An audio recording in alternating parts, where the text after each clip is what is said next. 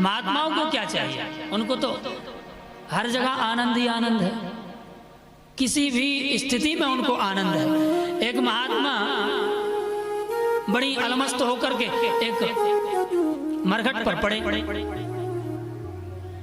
एक बस्ती के एक सज्जन पुरुष आकर के कहते हैं कि अरे महात्मन, अरे बाबा यहाँ पर शमशान पर क्यों पड़े हो, मरघट पर क्यों पड़े हो? चलो बस्ती में सभी लोगों से मिलना हो जाएगा। ना ओढ़ने को है ना बिछाने को है, यहाँ पर ऐसे इस तरह क्यों पड़े हो? महाराज महात्मा ने कहा कि अरे भैया हमारे पास सब कुछ है, तुमको दिखता ही नहीं है। बोले अच्छा बिछाने को क्या है, ओढ़ने को क्या है? बोले जमी पर लेट जाते हैं, सिरहाना हाथ रखते हैं, हम तो अपना गद्दा तकिया हमेशा साथ रखते हैं। महात्मा जन अपना गद्दा तकिया हमेशा अपने साथ रखते हैं, कहीं भी लेट जाते हैं। उसने कहा कि अरे प्रभु तो बस्ती में चलो सबसे मिलना हो जाएगा। कहा कि जरूरी नहीं कि सबसे मिलना जुलना हो जाए, कोई कहीं गया होगा, कोई कहीं गया होगा, कोई कहीं गया होगा, कोई कहीं गया होगा। मिलने की सबसे अच्छी जगह तो यह मरघट ही है। बस्ती वाले भी एक दिन यहीं से जाएंगे, सबसे मिलते हुए चलेंगे। किसी शायर ने कहा है,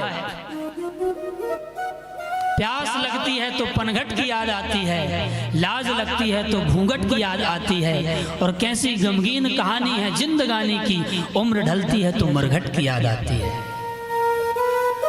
मरघट की याद आती है।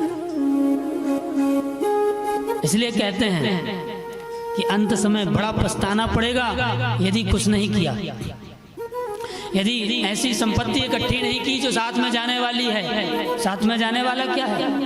कुछ भी साथ में जाता नहीं है। यह सारी संपत्ति यहीं की यहीं रखी रह जाती है, यहाँ तक कि यह हमारा देह भी हमारे साथ नहीं जाता है। लोग कहते हैं कि जाने में केवल कफन होगा। अरे भैया वो कफन भी नहीं जाता, वो जल करके राख हो जाता है। यहीं पर जाता है तो केवल परमात्मा का किया हुआ सत्कर्म ही साथ में जाता है, और कुछ भी साथ में नहीं जाता। देहश्चितायाम परलोक मार्गे, देह तो केवल चिता में ही जल करके रह जाता है।